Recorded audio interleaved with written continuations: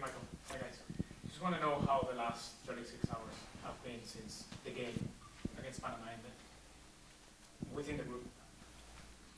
I mean, as good as they can be, to be honest. We were obviously immediately afterwards really disappointed, which comes to no surprise to anyone. But we obviously got back to the hotel, had our team meal,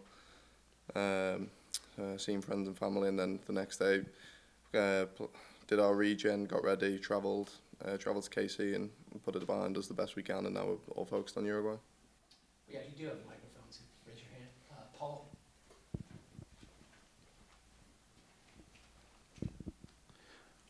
This is for both of you guys because both of you guys played in the two games. Tyler, I asked you at Mix Zone about the Iran game and pulling from that. I was looking back at another moment you guys had your backs against the walls, the first round of qualifying in Honduras, down 1-0 at halftime. I wonder, how much do you guys talk about those types of moments and the way the team responded when you're going into a game like this? Is it a way to remind each other of the way you guys have rallied in the past, or are you kind of so focused on the opponent in the moment that it's just kind of like you pull it for yourself if you need to? Thank you. Yeah, I don't think anyone needs to talk about those experiences. I think we remember them because we've been in similar circumstances many times now.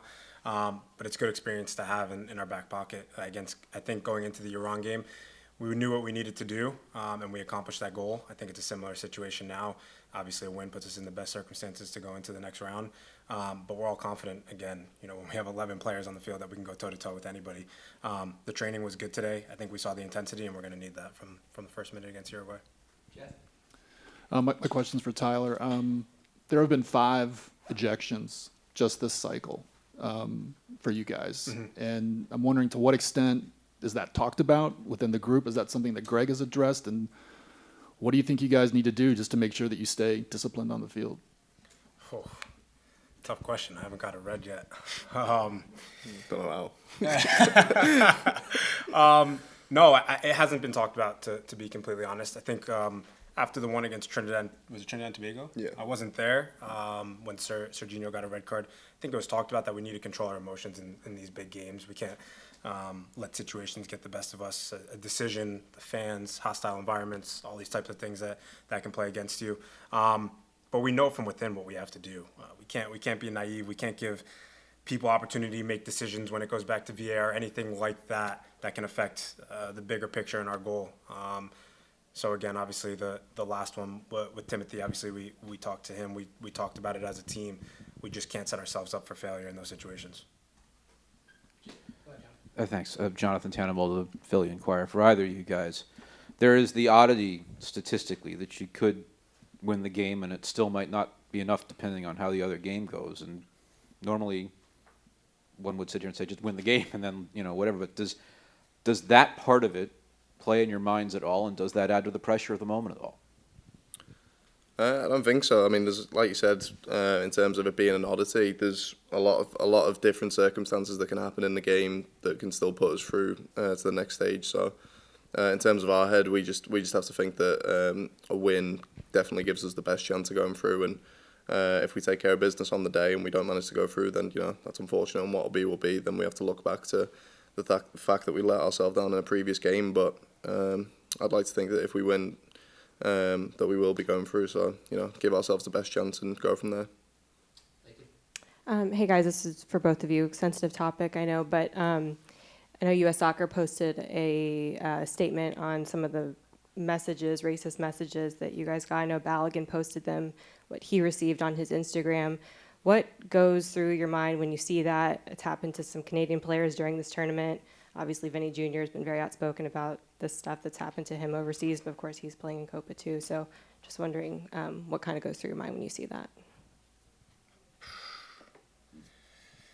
I mean, for me personally, I don't really know where to even begin on the topic. I mean, it's normal at this point. It's normal. I don't think anyone could play a bad game, let alone a good game, and not have something on social media afterwards. So for me personally, I don't even use social media.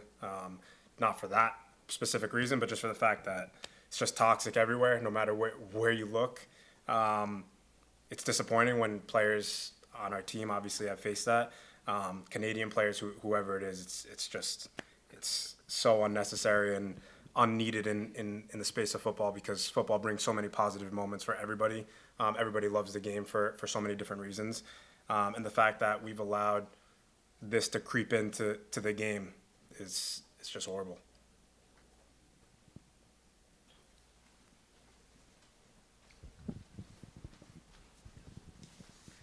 Thank you. Hello, good afternoon. Eduardo Lopez from Diario AS.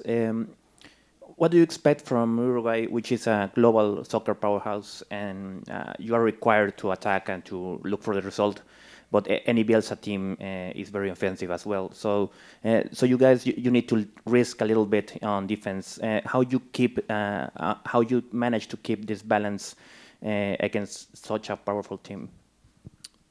I think it's definitely going to come down to a massive effort from the team. I mean, if we're looking at it realistically, there's a chance that this is our last game in the tournament, so there's no reason to hold anything back. We're all going to have to give everything in this game. Playing against teams who Bielsa's coached in the past, we know that they're going to be extremely high intensity, really forward thinking. On the defensive side, they're going to be pressing quite aggressively. So within that, they play quite a high risk, high reward game as well. There'll be space to exploit for them. And they're a very talented team, so we're going to have to definitely be on our A game and try and find a balance between being able to exploit their weakness and making sure we don't expose ourselves too much as well. Joe Lowry here. Thanks for taking the time, fellas. Tyler, specifically for you, one of the things that I'm sure you guys have looked at with Uruguay, and something that a lot of folks know about Bielsa, is how man-oriented at times his teams defend. For you, especially in the midfield, is that something that you all are looking for, and how specifically are you in that deeper line midfield role working in possession to move and sort of shift to create space to move through in possession out of the back? Exactly what you just said. Man to man, you have to move, constantly be moving. Sometimes you're not always going to be the first option. In possession, it's going to be a second option and then find your space afterwards. But they have a lot of athleticism in their midfield, as do we. I play under a coach now that plays a similar style as Bielsa, and learned from Bielsa at Athletic Bilbao. Yeah, so I'm kind of used to playing against that in training and whatnot, but we have a lot of players that match up well in this style of play specifically, so movement is going to be the biggest key in this game.